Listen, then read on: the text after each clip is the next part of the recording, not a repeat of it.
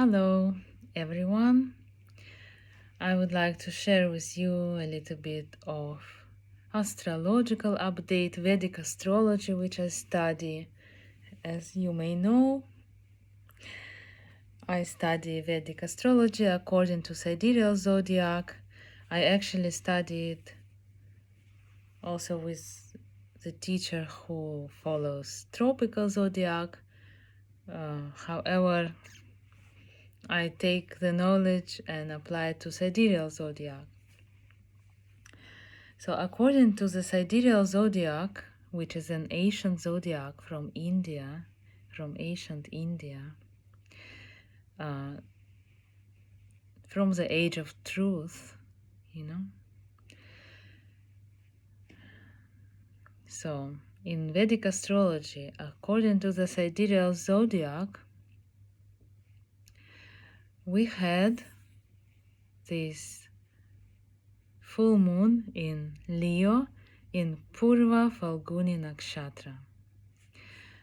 Leo is the sign of vibrancy, brightness. It's like the sun. When the sun comes out, everything becomes bright, the colors become bright, vibrant, alive, shining, and that's the sign of Leo. Radiant, shining, vibrant light.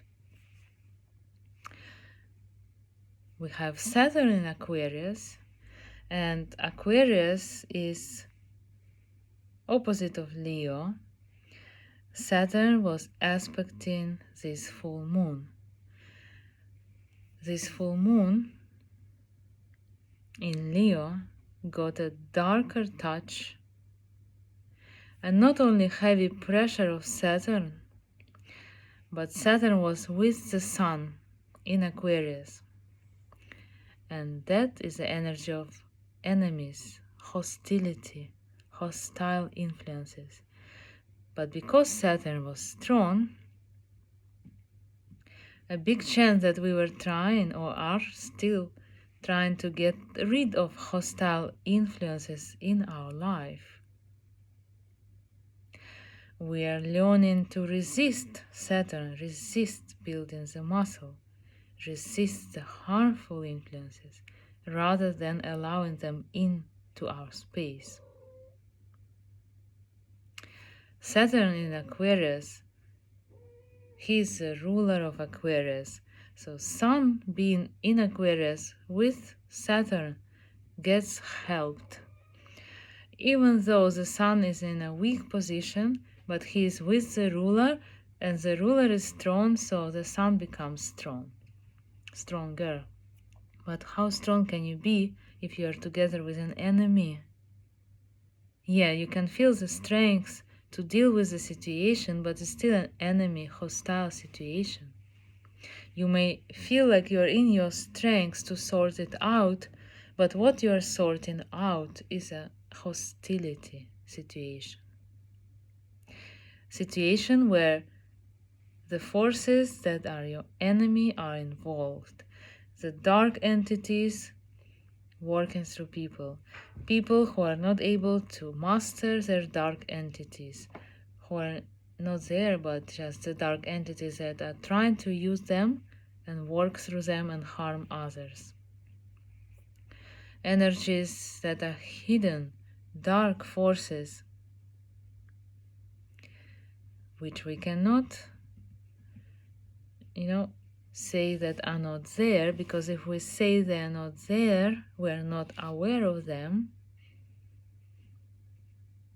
and then we are not aware of the harm that is being done to us, so we cannot protect our own space and energy field if we're not aware that there are enemies. And some people, even if you tell them there are enemies, there is a hostile influence, they still don't want to see it. So being aware of what we're dealing with doesn't necessarily mean that we're gonna go for the right useful choice for us, But we may still go for the wrong choice, but consciously. We may consciously choose to get involved in a situation knowing that there is like only 10% chance that the situation is going to bring us any fulfillment. And we may still want to choose to get involved into the situation just to see, to make sure that we are not mistaken without judgment. For example, I know some situation has only 10% chance, and I get engaged, and I see, yes, turns out it was only 10% chance of success, and it wasn't successful, but I also didn't expect it to be successful, so I didn't get disappointed or shocked or, heartbroken or disturbed. When we get destabilized is when we expect that we can trust something and then turns out we can't. We also get destabilized when we are not able to tell at which moment our boundaries are going to get pushed and crossed. Saturn and Sun, they're going to push the boundaries because Sun is the self-expression that is limitless and Saturn is limitation. So our self-expression is going to be suppressed. Our voice may get silenced. We may speak but not be heard, not be taken seriously. And it also has to do with debilitated Mercury, what we are having in the sky, but it's conjunct the Sun in Pisces. Of course, Mercury is debilitated in Pisces, and it's conjunct Jupiter, the ruler of Pisces. So even though Mercury is debilitated, he is getting the help from Jupiter, the divine grace in Pisces, which is the cosmic ocean of divine grace, of that greater force, of the higher wisdom that's inside of us. That force is in our spine, the connection to that freedom, expansion of Jupiter. So as much as our voice can maybe getting silenced, it is still important to express our voice, and we can search for other channels for that. For example, the person suppresses you, doesn't let you express your voice, then go and write it down on the paper, but get it expressed, as one of my friends once advised me. You cannot express yourself, but do it anyway. Write it down on the paper, so you know that for you, you did what's important, to get it expressed, to express yourself, to speak up, even if not addressed to the person, as the person may be blocking, abusing his power, blocking your expression, not giving you space to express yourself. Those are Saturn-Sun influences. Sun wants to express itself, himself, but Saturn limits it, like you cannot have it here. This is not the kingdom, where you can express yourself. This is my kingdom, and in my kingdom you're gonna be quiet, On my territory, you're gonna be happy with what you get,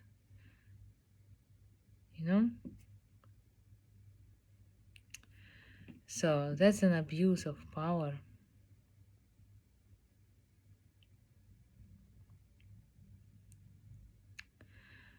And we have Venus in Aries with Rahu. Venus with Rahu can get really unexpected, unconscious results. Like one day you may have the beauty, other day you may have the ugliness. Like,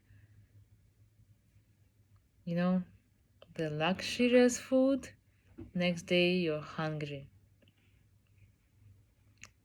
And next day you're going to a luxurious restaurant, and next day you're eating, breadcrumbs that were left from 2 days ago. So Venus and Rahu can give that effect, like unexpected, unpredictable, unconscious, crazy situations concerning enjoyment of life, beauty, and relationships with people. Venus is in Ashwini Nakshatra, so it's like the horse is running fast, running forward.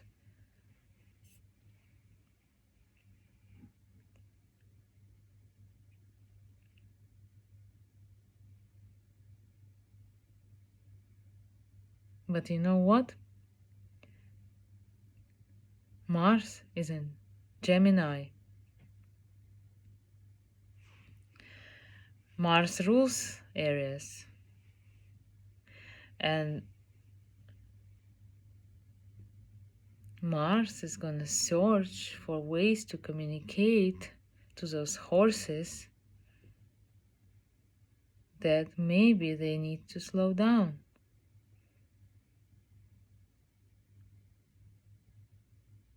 Maybe those horses cannot enter certain spaces.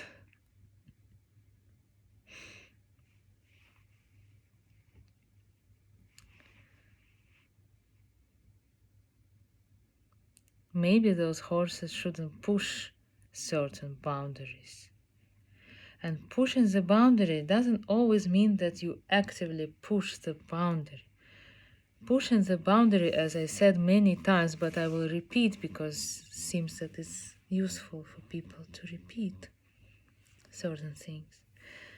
Pushing the boundaries also means not doing what you're supposed to be doing, not doing the right thing, ignoring the person, neglecting the person. It's pushing emotional boundaries, suppressing the person, not opening the space for communication when it's important for the other person. That's also pushing of the boundaries, inverted pushing of the boundaries.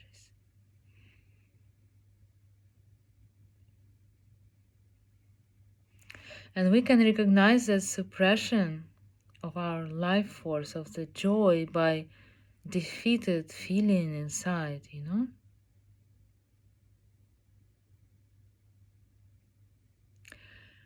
When we cannot smile sincerely, fully, with radiant smile,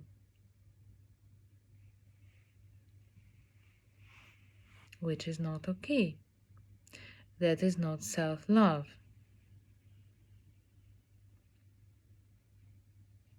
So we need to deal with the situation. We need to apply the necessary strength in our communication.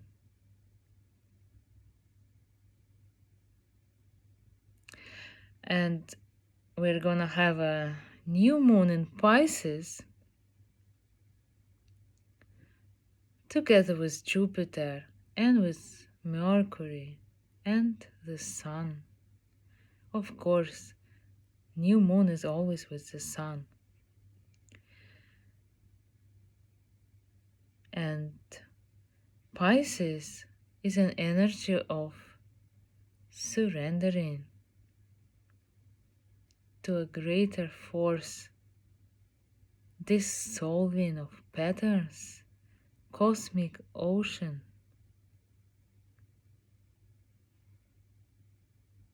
Letting go. But mostly it's about dissolving of patterns. Perhaps certain patterns we were holding on to didn't allow us to take appropriate steps in actions or communication.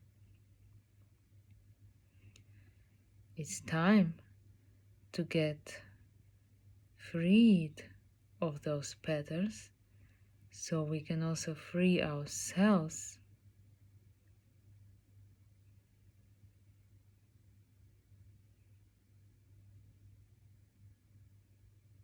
of the unnecessary limitation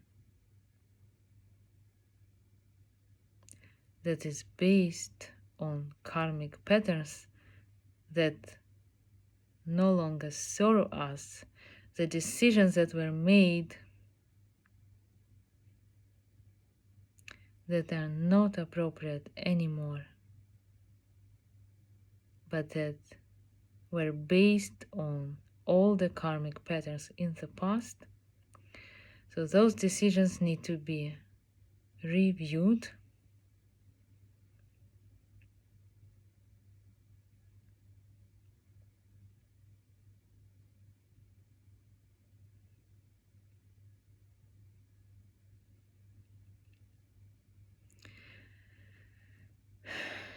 So let's search for ways to take action, applying the necessary strength in our communication. I hope it was useful, and if you hear my message first time and it doesn't make much sense, what I mean, just listen again, maybe a bit later. You will see that it actually aligns with your situations if you pay attention.